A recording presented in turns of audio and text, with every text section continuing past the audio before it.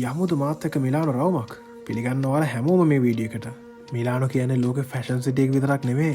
Milano කියන්නේ ඉතිහාස කතන්දර ගොඩක් හැංගිච්ච තැනක්.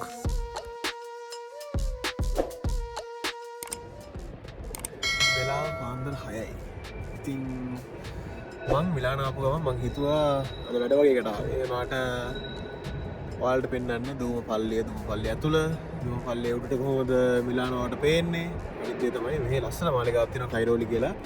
අන්න ඒ මාලිගාව ගෙන්නයි අද මම ලෑස්ති වෙන්නේ. ඉතින් බලමු කොහොමද කියලා. තාම පාන්දර 6යි. නැගිටින්න අමාරු නෑ. ඒ වුණාට ඉතින් හයිවේ එකට දාලා මේ දක්වා ආවා. මිලානෝ වෙන හැමෝම වගේ මෙතනට එන්න අමතක කරන්න එපා. දැන් මෙතන අඩුම ගානේ කවුරුත් නැහැ කියලා වලට පේනකොට මෙතන හැමදාම දවස ගානේ ලක්ෂ සංඛ්‍යාත පිරිසක් ගැවසෙන තැනක්. ඔයාලා මෙතනට එනවනම් හැමදෙනාම කල්පනාවෙන් කොච්චර සිකියුරිටි එකෙන් දාලා හිටියත් මෙතන ඉන්න හොරු ඔයාලගේ බෑග්ස් ෆෝන් පර්ස් පරිස්සම් කරලා තියාගන්න. මම යනවා උදේට මොන හරි කන්න. මට හොඳම බඩගිනි මෙතන තියෙන ස්ටාර්බක්ස් එකක් ලෝකෙ ප්‍රසිද්ධම කොෆි වලට කොෆි ෆෑන්ස්ලට ප්‍රසිද්ධම කොෆි ෂොප් එකක් තමයි ස්ටාර්බක්ස් කියන්නේ. ඉතින් ගිහිල්ලා බලමු කොහොමද ස්ටාර්බක්ස් කියලා. ඉතින් අපි ඇවිල්ලා දිනවා ස්ටාර්බක්ස් එකට. පේනලලි කොහොමද එළියට ඇස්ස කරලා දිනේ.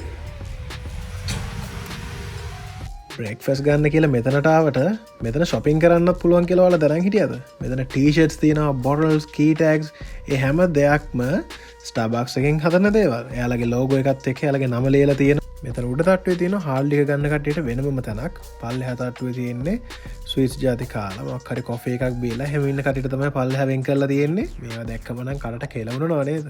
අපි ඕඩර් එක බිල් කරයින් පස්සේ මෙන්න මෙතනින් තමයි මෙයාලා අපිට ඕඩර් එක දෙන්නේ. මේ තියෙන්නේ මං ගත්ත එක හාට් එකක් එනකොට හාට් එකට හෙන ගහිලාද කොහෙද? හාට් එකක් එනකොට හාට් එකට හෙන ගහිලාද කොහෙද? හොඳන්නේ. වලට පේන්නේ නැති. මේක තමයි ස්මෝක් බටර්ස්කොච් මේක කොෆි එකක්. මේ තමයි අර මං කිව්වේ වෙරිස් දාලා තියෙන චුටි බන් එක. මම මගේ බ්‍රෙක්ෆාස්ට් එක ගන්නේ ස්ටාර්බක්ස් එකේ ඉඳලා. බලමු කාලා කොහොමද කියලා.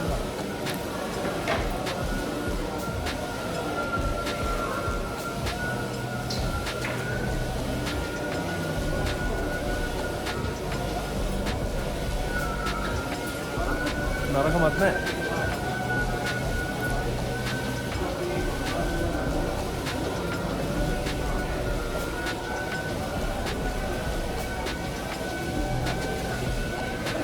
විශේෂයෙන් කියන්න ඕන දෙයක් තියෙනවා මිලාන් එන කවුරු හරි එන්න බලාපොරොත්තුෙන් හරි කවුරු හරි ඉන්නවනම් මට මේකට යුරෝ 10ක් ගියාට මේ දෙකට මීට වඩා මේ අඩුවට තියෙන කොෆි ෂොප්ස් මෙහෙ තියෙනවා. ඉතින් ඒකින් හින්දා ඔයාලා ඒ ගැනවත් දැනුවත් වෙන්න. මේකේ තියෙන ගාන නෙමෙයි හැමතැනම. මෙතන මට මේකට මේ ගත කොපි එකට යුරෝ 6ක් ගිහිල්ලා තියෙනවා. ඒ වුණාට පිට තියෙනවා යුරෝ 1ට 1.50ටත් කොපි තියෙන දැන් තියෙනවා. මේක ඉතින් අර මෙයාලගේ බ්‍රෑන්ඩ් නේම් එක තියෙනවානේ. ඉතින් ඒකටත් එක්ක තමයි මෙයාලා අය කරන්නේ. හැබැයි ඉතින් මේකේ මෙයාලා වෙනමම ස්ටෑන්ඩඩ් එකක් මේන්ටේන් කරනවා. ඉතින් වෙනම ක්වොලිටි එකක් තියෙනවා. නැත්තේ නැහැ. ඒ වුණාට අනිත් මම හිතන්නේ බාර් එකකට ගියයි කියලා ඒවල එහෙම ලොකු වෙනසක් මං හිතන්නේ ඇති කියලා. චූටි වෙනසක් ඇතිනේ. 2000 years later. පල්ලිය ඇතුළට ප්‍රේ කරන කට්ටියට යන්න වෙනම එන්ට්‍රන්ස් එකක් තියෙනවා. ඉස්සර නම් එහෙම තිබ්බේ නැහැ. ඉස්සර ඕන කෙනෙක්ට යන්න පුළුවන්. සල්ලි ගත්තේ නැහැ. එයාලා ඒකත් පොඩ්ඩක් වෙලදාමක් කරගෙන වගේ තියෙන්නේ. මේ කියන ගේට් මෙතනින් යනවා නම් ෆ්‍රී එන්ට්‍රන්ස් එකක් තියෙනවා. එතනට යන්න පුළුවන් පල්ලි එක කොටසකට විතරයි. නැත්තම් මුළු පල්ලිය ඇතුළම බලන්න යනවා නම් වෙනම ඒකටත් ටිකට් එකක් ගන්න ඕනේ. ඒ ටිකට් එක ලොකු ගාණක් වෙන්නේ නැහැ. රුපියල් යුරෝ 5ක් වගේ ගාණක් එන්නේ. කියන්නේ රුපියල් 2000ක් වගේ. මේ වීඩියෝ එක මම දන්නේ නැහැ ඔයාලා කොයි කාලේ බලයිද කොහොම බලයිද කින්දමන්ද කියලා. එතකොට තියෙන එක්ස්චේන්ජ් රේට් එකට ඔයාලා කන්වර්ට් කරගන්න. ටිකට් කවුන්ට් එක පල්ලිය හැපැත්තෙම තියෙනවා. ඔන්න ඉතින් යාළුවනේ මම ලිෆ්ට් එකේ උඩට ආවා. ටිකට් එක මට යුරෝ 15ක් වුණා. මට ඔයාලට මේ වීඩියෝ එක ගේන්න බැරුව ගියා. මොකද සිකියුරිටි එකකින් කිව්වා එයාලා වීඩියෝ කරන්න එපා. එහෙම හින්දා මම එයාලා එතන වීඩියෝ කරේ නැහැ. ලිෆ්ට් එකකින් එන එකෙත් මට වීඩියෝ කරගන්න බැරුව ගියා. මොකද ලිෆ්ට් එක ඇතුළේ එයාලා එක්කෙනෙක් හිටියා. ඉතින් මේ වගේ පුංචි පඩවැලවල් ටිකක් නැගලා අපි කෙලින්ම එන්නේ දූම පල්ලේ වහල උඩට. මේ පල්ලිය ගැන කියනවා නම් ඔයාලට පේනවා ඇති කැටයන් කොහොමද කියලා. මාරම ලස්සනයිනේ. කියන්නේ මටත් මම S2 දැකලත් මට අදහ ගන්න බෑ මෙච්චර ලොකු කැටයන් ප්‍රමාණයක් කොහොමද මෙයාලා සියුම්ම එකම තැනක මෙහෙම දේවල් කරලා තියෙන්නේ කියලා. බලන්න මේ පල්ලිය බලන තැන හැමතැනම තියෙන්නේ කැටයන්.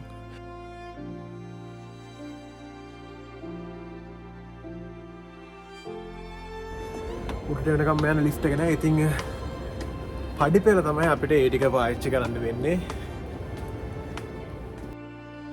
විශේෂයෙන් කියන්න ඕනේ මේ පල්ලිය පටන් අරන් තියෙන හදන්න පටන් අරන් තියෙන්නේ 1386 ඉවර කරලා තියෙන්නේ 1965 අවුරුදු කොච්චර ගිහිල්ලාද මේක ඩිසයින් කරලා තියෙන්නේ ගොතික් ඇන්ඩ් ග්‍රීක් තීම් එකට. පල්ලියේ මුදුනේම තියෙනවා දේවවෙනයන්ගේ රත්තරන් ස්ටැචු එකක්. ඉතින් ඒක බලන්න මෙතන තියෙනවා ස්කෝප්ස් දෙකක්. පොඩි අයට එකයි ලොකු අයට එකයි.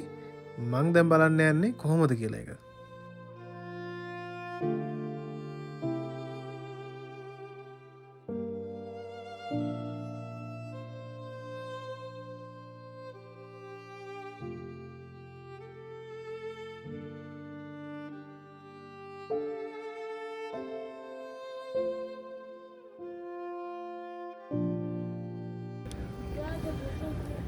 මෙතන ඒ වගේ දෙකක් තියෙනවා. එකක් පොඩි ළමයින්ට එකක් ලොකු අයට. ලොකු අයගේ එක ඔයාලට පේනවා ඇති. එයාලා ඒක ෆොරිසර් විත්සියෝ කියලා කිව්වා. ඔයාලට වීඩියෝ එකේ මම ඒ කැලේ දැම්මොත් ඔයාලට බලා ගන්න පුළුවන් ෆොරිසර් විත්සියෝ කියන්නේ ඒක වැඩ කරන්නේ නැහැ කියන එක. ඉතින් මම පොඩි ළමයින්ගේ එකේ තමයි දාලා බැලුවේ.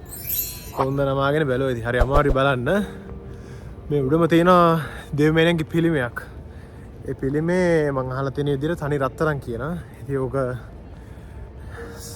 කීපවතාවක් ආව කට්ටිය. ඒකටත් වැඩේ දෙන්නේ නට එහෙම කරගන්න බෑ. මොකද මෙයාලගේ ආරක්ෂාව එච්චරටම තදයි. සමහර තැන් වලට දැල් දාලා තියෙනවා. මොකද අතපය තියන් ඉන්න බැරි ඇත් ඉන්නවනේ. මේ පල්ලිය ගැන තවත් කියනවා නම් මීටර 108ක් උසයි. එහෙම නැත්නම් අඩි 354ක් උසයි. ලෝකේ විශාලතම පල්ලි වලින් 5 වෙනි ස්ථානය දරන මෙම දුම පල්ලිය ඇත්තරම ලෝක උරුමයක්. බලන්න මේකේ ලස්සන. මේ පල්ලිය තනි කරම නිම කරලා තියෙන්නේ කිරිගරුඩ ගලෙන්. අවුරුදු 600කට කිට් වෙන්න කාලයක් ගත වෙලත් බලන්න මේ නිර්මාණ මේ කැටයම් අදටත් සජීවීව ඉගෙන මතු පරම්පරාවටත් බලා ගන්න පුළුවන් විදිහට මෙයාලා හැම දෙයක්ම ප්‍රතිසංස්කරණය කරලා ඒව ආරක්ෂා වෙන්න වැඩපිළිවෙළවල් යොදලා බලන්න මේ පරංචි ගහලා කරන දේවල්. ඒ කියන්නේ ඒ අතින් නම් මෙයාලා වසන නැහැ මාරයි. ඔන්න ඉතින් යාළුවනේ මම දැන් යන්නේ පල්ලිය ඇතුළ බලන්න කොහොමද කියලා. මම දන්නේ ලිෆ්ට් එකකින් යන්න පුළුවන්ද නැද්ද කියලා. මොකද මමත් පළවෙනි පාට තමයි මෙතනට ආවේ. ඉතින් මම ස්ටෑර්ස් වලින් යනවා පල්ලෙහාට. ඔන්න ඉතින් අපි ඇවිල්ලා ඉන්නවා දුම පල්ලිය ඇතුළට. බාන්න කණුවල විශාලත්වය, පල්ලිය ඇතුළේ විශාලත්වය කොහොමද? මිනිස්සුන්ගේ ඔයාලට පේනවා ඇති උඩ වහලේ පරතරය කොහොමද කියලා. මේ කණුවක් ගැන කියනවා නම් ඔයාලා තේවත්තේ පල්ලියට ගිහිල්ලා තියෙනවා නම් තේවත්තේ පල්ලියේ කණුවක් වගේ 5-6 ගුණයක් විශාලයි එක කණුවක්. සෑහෙන දෙනෙක්ට මේ පල්ලිය එකට ඉඳගෙන පූජා වහන්න පුළුවන්. විශේෂම අනිත් දේ තමයි මෙතන සාන්තුරු කිහිප දෙනෙක්ගෙම මුතදේහන් බොඩීස් මෙතන තියෙනවා තැන්පත් කරලා. සමහරක් ඒවා සජීවීව බලා ගන්න පුළුවන්. සමහරක් මුතදේහන් භූම දාන කරලා තියෙන්නේ. ඉතින් මේ දේවස්ථානයේ හතර වටේම ඔයාලට බලා ගන්න පුළුවන්. ඉටිපන්දම් දාලන්න වෙනම තැන් වෙන් කරලා තියෙනවා. යාඥා කරන්නත් ඒ වගේම තැන් තියෙනවා. සෑහෙන විශාල පල්ලියක්. ඔයාලා බලලා ඇති මොනවද මේ පල්ලියේ හැමතැනම කුටි වගේ තියෙන්නේ කියලා. ඒව තමයි පාපොච්චාරණය කරන්න හදලා තියෙන විශේෂිත වූ තැන්. මේ තියෙන්නේ මම ඔයාලට කිව්වා වගේ අපි අතරින් නැසී ගිය එක් සාන්තුරයෙක්ගේ මృతදේහයක්. බාන්න අවුරුදු ගාණක් ගිහිල්ලා දිරන්නේ නැති විදිහට අදටත් තියෙනවා. පල්ලිය පෙන්වන ගමන් මං හිතුවා ඔයාලට අල්තාරේ පෙන්වන්න කියලා. මේ තමයි පල්ලිය අල්තාරේ. බාන්න කොච්චර විශාලද කියලා. කැටයන් අතින් නම් එතනත් කැටයන් ගොඩක් තියෙනවා. ඒ කාලේ පූජාව තියලා තියෙන්නේ හරි අමුතු විදියකට. ඒ කියන්නේ මිනිසුන්ගේ පැත්තට පස්ස හරවලා දිවසපසද වහන්සේ පැත්තට ෆාදත් මූණල තමයි ඉස්සර පූජාව තිබ්බේ. දැන් එහෙම නෙමෙයි. ඔයාලා දකින්න ඇති. දැන් තියෙන්නේ මිනිසුන්ගේ පැත්ත බලාගෙන ෆාද පූජාව තියන්නේ. ඒ විතරක් නෙමෙයි. මේ දෙපැත්තේ කණු දෙකක් තියෙනව නේද? ඔන්න ඔය කණු දෙකේ උඩ ෆාදර්ස්ලා ගීතය කණ්ඩායමයි හිටිය කියලා තමයි ඒ කියන්නේ මම වැඩදුර අධ්‍යයනය කරද්දී මට දැනගන්න හම්බුනේ. කැටයම් දිහා විතරක් බලන්න එපා. බලන්න මේ ග්ලාස් පේන්ටිංස්. ඒ හැම දෙයකම තියෙන කතා පුවතක්. බලන් ඉන්න ගියොත් ඒ කියන්නේ මේ පල්ලිය දවසකුත් මදි බලන්න. බලන්න බැතිමුතුන් කොච්චරක් ඇවිල්ලාද කියලා. සමහරක් කට්ටිය බැතිමුතුන්, සමහරක් කට්ටිය ඉතින් ගවේෂකයින්. එහෙම නැත්නම් ට්‍රැවලර්ස්ලා අලුත් දේවල් දකින්න ආස හින්දා යාලත් ඇවිල්ලා මෙතන බලන්න. මොකද මේක ලෝක උරුමයක්. අපේ රටේන සංරක්ෂණය වෙලා තියෙන දේවල් සංරක්ෂණය වෙමින් පවතින දේවල් සෑහෙන ස්වල්පයින තියන්නේ ඒ අතින් බැලුවොත් ඒ කියන්නේ කැටයන් ශිල්පීන් ගත්තොත් අපේ රටේ ඒදත් හිටිය අදත් ඉන්න හොඳ කැටයන් ශිල්පීන් ඒ වුණාට අපිට ගොඩක් දේවල් නැති වුණා එක එක අයගේ බලපෑම් හින්දා ආක්‍රමණ හින්දා ඉතින් මතුවට තියෙන දේත් අපි පරිස්සම් කරන්න බලමු. මොකද ලංකාව කියන්නේ ලස්සන රටක්. අපි අපේ යුතුයකම කරොත් මොකද මතු පරම්පරාවටත් අපි දකින ලස්සන ඒ විදිහටම බලා ගන්න පුළුවන් වෙයි මේ මිනිස්සු දකිනවා වගේම. පරණ පියානෝ එකක් තියෙනවා පේන විදිහට නම් තාම වැඩ කරනවා වගේ. හොඳම තත්ත්වය තියෙනවා.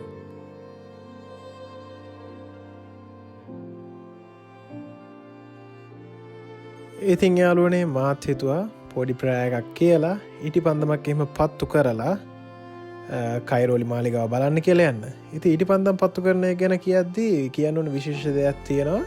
අපිට මෙතන පඳුරු කැටයක් තියෙනවා. ඒ කැටේට කැමැති මුදලක් දාලා අපිට කැමැති ඊටි පන්දම පත්තු කරන්න කියන කැමැති තරම් ඊටි පන්දම් පත්තු කරන්න පුළුවන්. ඉතින් පඳුරු දාද්දි මතක තියාගන්න මෙහෙම ගානක් දැම්ම කියලා මේ තියෙන ඊටි පන්දම් ඔක්කොම පත්තු කරලා ලෑස්ති වෙන්නත් එපා. තමන් කරන දේ ශ්‍රද්ධාවෙන් කරන්න එච්චරයි.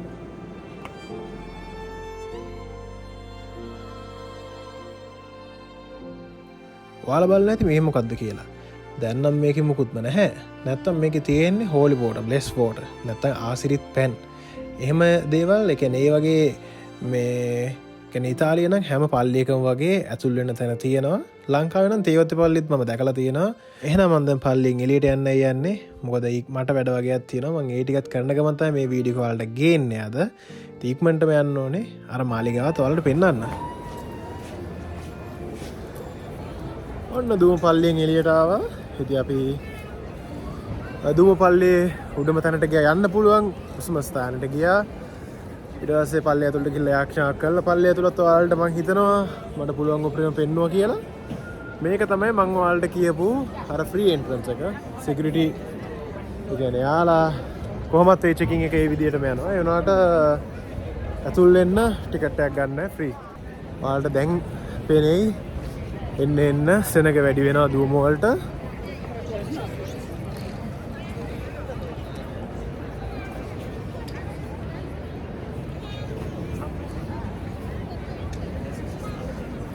දැක්ක මිලාන විතරක් නෙමෙයි ඉතාලියේ හැම ප්‍රසිද්ධ නගරයකටම ගියාම ඔයාලට මේ වගේ බයික්ස්, ස්කූටර්ස් එහෙම දේවල් දැක ගන්න පුළුවන්. ඉතින් මේවා ඉලෙක්ට්‍රික් බයික්ස් තියෙනවා, නෝමල් බයික්ස් තියෙනවා. ඉතින් අපිට ඇප් එකකට ලොග් වෙලා අපිට ඒ බයික් එක අන්ලොක් කරලා අපිට කැමති තැනකට පැදගෙන යන්න පුළුවන්. ඒවා කැමති තැනක දාලා යන්න පුළුවන්. එයාලා GPS වලින් ට්‍රැක් කරලා ඒ බයික්ස් එයාලා කලෙක්ට් කරගන්න යනවා. ඊට පස්සේ ඒ අදාළ තැන් වලින් තියෙනවා.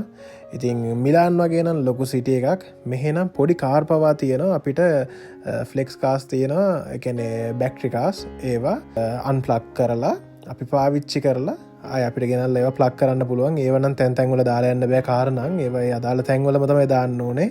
මේ වගේ කට්ටිය නම් මේ මිලාන වල ගොඩක් බලා ගන්න පුළුවන්. ප්‍රධාන මම්මාවත් වල. ඉතින් දූම පල්ලියේ ඉඳන් කයිරෝලි මාලිගාවට ගොඩක් දුර නැහැ. ඉතින් ඒ අතරතුර මං හිතන්නේ කිලෝමීටරයක දුරක් වගේ ඇති පයින් යන්න පුළුවන්. හරිම ලස්සනයි. අතරමඟට ඔය වගේ කට්ටිය ගොඩක් ඉන්නවා. ඉතින් shops තියෙනවා. බලාගෙන මේ අතරතුර එන ගමනේදී කාලය යනවා තේරෙන්නෙම නැහැ. ඕන්න යාළුවනේ අපි මාලිගාවට ආවා. ඔයාලා බලන්න ඇති මේ පොණ්ඩ එක මොකක්ද කියලා. මේක අර කට්ටිය කාසි දාන පොණ්ඩ එක නෙමෙයි. ඒ වගේ නම් පොන්ස් කිහිපයක් ලෝකේ තියෙනවා. රෝම් වලත් තියෙනවා කාසි දාලා විශ් කරලා ඒ වගේ එහෙම කරන පොණ්ඩක්. ඒ වුණාට මේ පොණ්ඩ එක එහෙම නෙමෙයි. මම රෝම් දවසක යන්න හිතන් ඉන්නවා. මම කලින් ගිහිල්ලා තියෙනවා. මම යද්දි මම මේ වීඩියෝ එකත් ඔයාලට අනිවාර්යයෙන්ම ගේන්නම්. අපි ගිහිල්ලා බලමු මාලිගාව ඇතුළ කොහොමද කියලා. බාන්න මාලිගාවේ විශාලත්වය.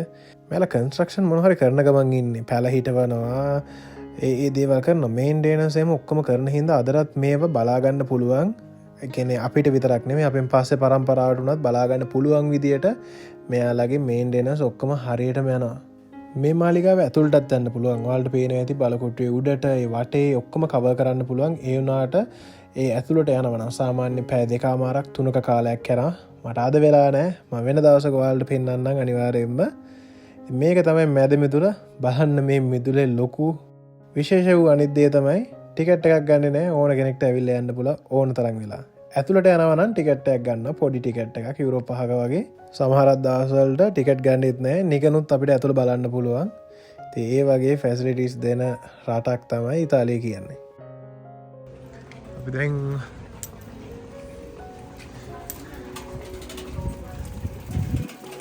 යන්නේ මාලිගාවේ පිටිපස්සට. මෙන්න මේ තියෙනවා නේද? මේක තියෙනවා දෙපැත්තෙන්ම තියෙනවා. මේවල කියනවා කිඹුල්ලු දාලා හිටියා කියලා.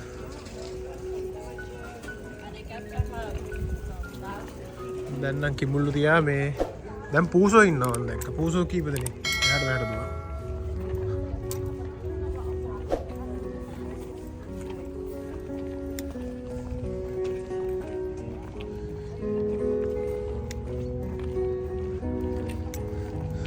යන්නේ මාලිගාවේ පිටිපස්සේ කොටසට.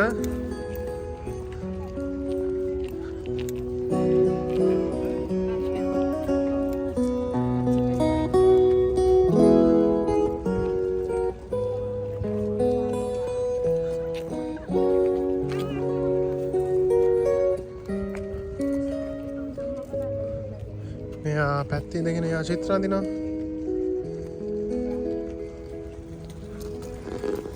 මෙතන සමරක කාලෙට සමහරක් වෙලා ගොඩක් වෙලාවට කානිවල් එහෙම දාලා තියෙනවා. අනිත් දේ තමයි රෙස්ටොරන්ට්ස්, ෆුඩ් ෆෙස්ටිවල්ස් එහෙම මෙතන ගොඩක් වෙලාවට arrange කරනවා. මිලානෝ එන්න කට්ටිය ගොඩක් නිදාසේ කාලය ගත කරන්න එන්න තැනක් තමයි. මෙතන ලොකු පාක් එකක් තියෙනවා. මේ කයිරෝලි පාක් එක කියන්නේ කයිරෝලි මාලිගාවත් කියනවා. එහා පැත්තේ කයිරෝලි පාක් එක කියලා කියන්නේ මාලිගාවටම අයිති පාක් එක. ඉතින් ඒක හරි ප්‍රසිද්ධයි. මේ පාක් එක ඇවිදින්න, ජොගින් කරන්න මිනිස්සු සමරකට ඇවිල්ලා බාබකියු නම් දාන්න බෑ මන් දන්න විදියට. ඒ වුණාට කෑම එළියෙන් ගෙනල්ලා විනෝද වෙන්න මේ තැන යොදා ගන්නවා.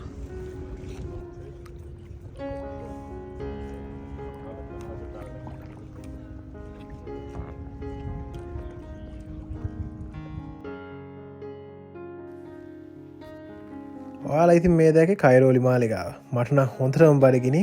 මම යනවා මොන හරි කන්න.